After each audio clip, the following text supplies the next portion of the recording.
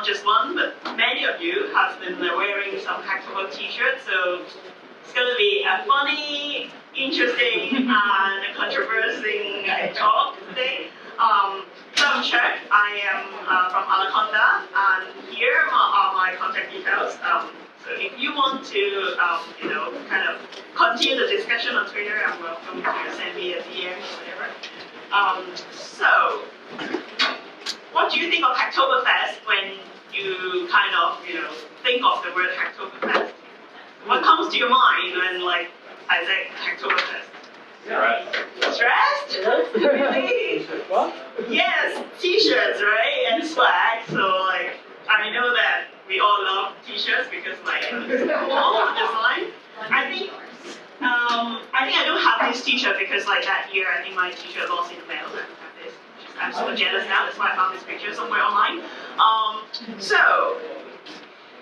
But I'm trying to look back, right? I'm trying to look back in time that when does it happen? When does we get a chance to win a t-shirt every year? So Hactoberfest actually started in 2014, and there's only a few hundred, or maybe a little bit more than 300, 700 participants-ish. And so the rules are very simple. So I actually go to the web archive, just have a time machine, and go back to see what's the Hacktoberfest web page look like. And then it's actually very simple. It's contribute to some open source, and then it's an honor system. No one's gonna check. You can just put in the form, and then you get a t-shirt, right? Super simple, and and this is how the t-shirt looked like. It's oh wow, it's quite cool. I wish I had that t-shirt, but I don't know what I was doing in 2014, so I didn't have that t-shirt, and I was not entitled to. Anyway, so many years have passed, right? And now we have many people participating in Hacktoberfest every year. It's a very successful online event. So last year, this is the statistic from last year, right? And then now, things are getting more sophisticated. There are actually webhooks that you have to contribute to GitHub or GitLab, and there are actually some tracking mechanism behind the scene as seeing how many PRs, pull requests you have made, or I think in GitLab it's called merge requests that you have made on, and then see whether it's approved or not, and also is it labeled to kind of fulfill the rules and stuff. So now they have their rules, and they are quite complicated rules. They're actually opt-in rules that the project needs to opt in to qualify, but we'll talk about that later. So also, now since we are more environmentally conscious, we would be talking about, maybe not everybody wants a t-shirt because maybe the t-shirt have to fly many miles around the globe to reach your home. So people would prefer that you want to have a tree instead of a tea, but it's fine, to save our environment. We have too many t-shirts anyway. So it sounds really good, isn't it? We kind of encourage people to contribute to open source, and we can, promote open source to people. Some people may not heard about open source or may not get involved in open source development before. We can use it as a starting point to encourage them.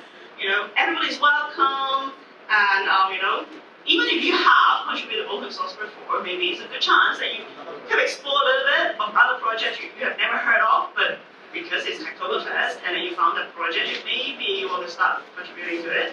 And it's gamification, right? We love this gamification. It's so much fun. You can see how much progress you make, how much PR you make, and you can see you're winning the t-shirt. But things are not always perfect in this world, right? So when something gets really popular, then problems start to pop up. And in 2022, so this is last year, we have all these statistics, right? We have a lot of pull requests. We have, a lot of pull requests that was merged. And then there are all these approved. These are all good pull requests. This is all these achievements that Hacktoberfest has made last year. But among those good things, there are actually quite a lot of pull requests that was not accepted for some reason. There are almost 10,000, it's 9,500 or something, spam pull requests. So, what is a spam pull request? So this is what I found. There was actually a Twitter account that was opened in 2020 that maintainers of open source project are not very happy. They said that, oh, we have received a lot of pull requests that are making meaningless changes. Usually it's like making changes in the documentation because if someone makes changes to the code, maybe there's some like CI/CD pipeline that kind of you have to run all the tests and stuff for quite a while. So people usually just work on the doc to quickly get that done. Usually there are small and unnecessary changes like active A punctuation, like a comma or full stop. Sometimes just add a full stop there, or even like some. I have a friend who's a maintainer saying that he received a pull request that it's just in a doc there's a Q&A session and someone just had question, even though it's obvious that they're in Q&A, right? Someone just question, 2 dots and then answer and add all of those. Yeah, it's an improvement, but it may not be necessary. And some of them even just say in the pull request, the title said, "I want a free T-shirt, please accept my pull request." They're being so honest. Like I really appreciate honesty in this pull request.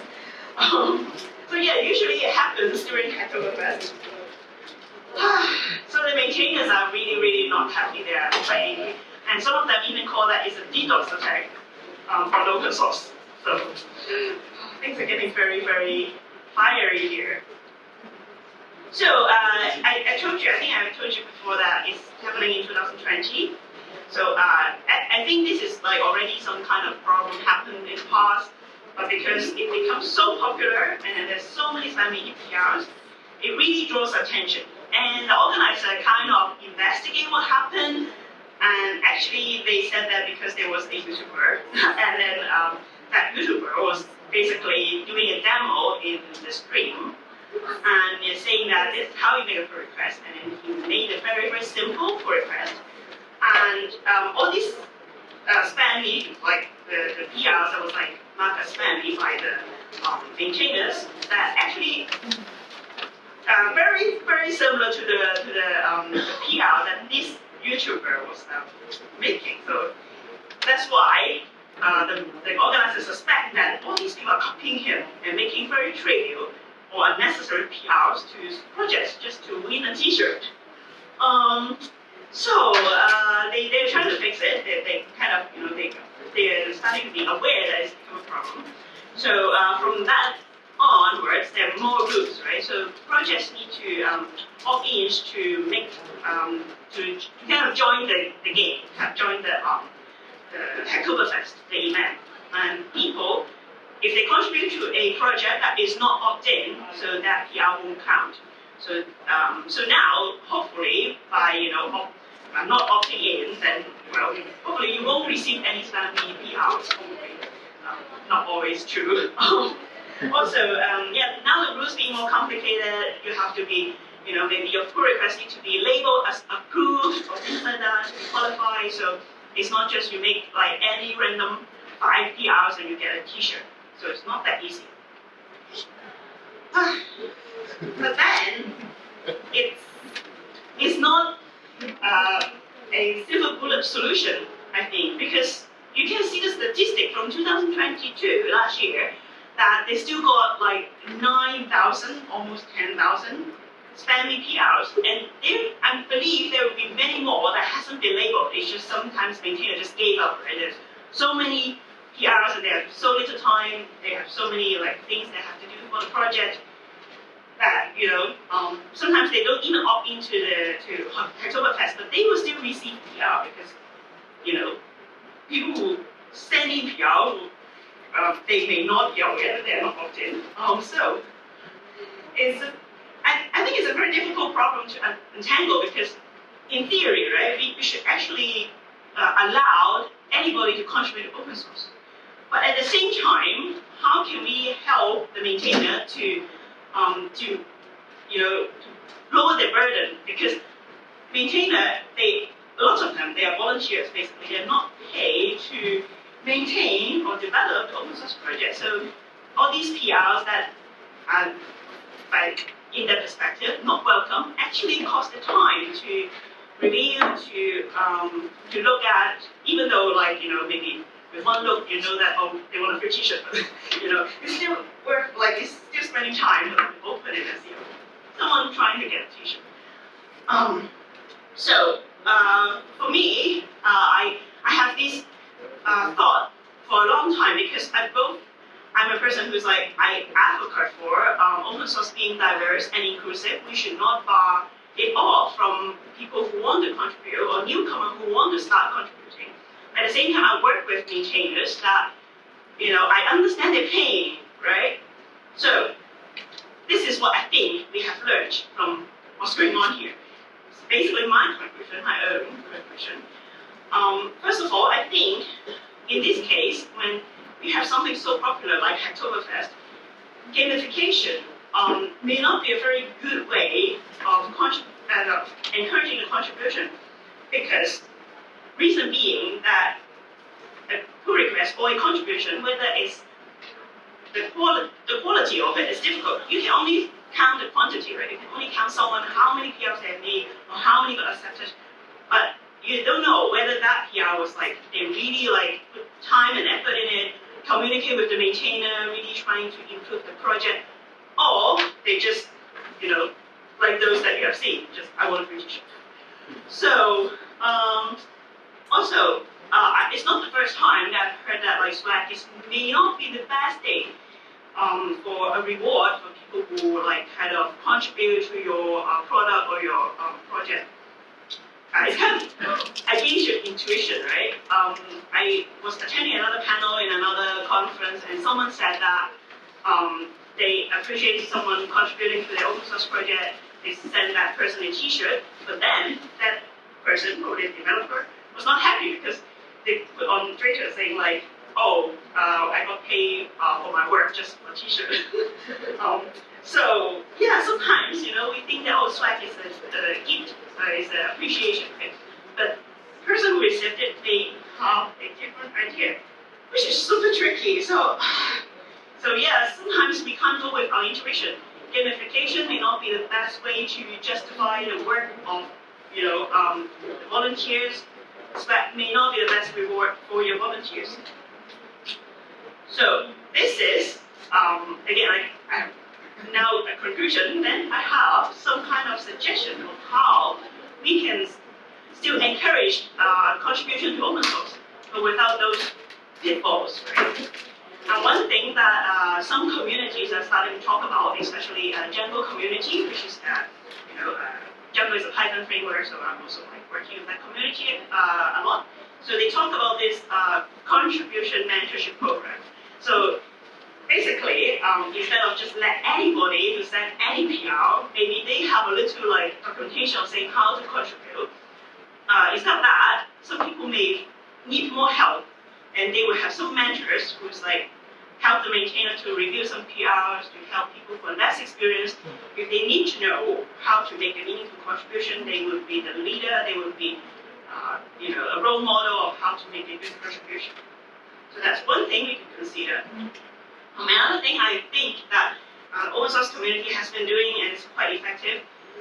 Also, this is how I started contributing to open source, the sprints.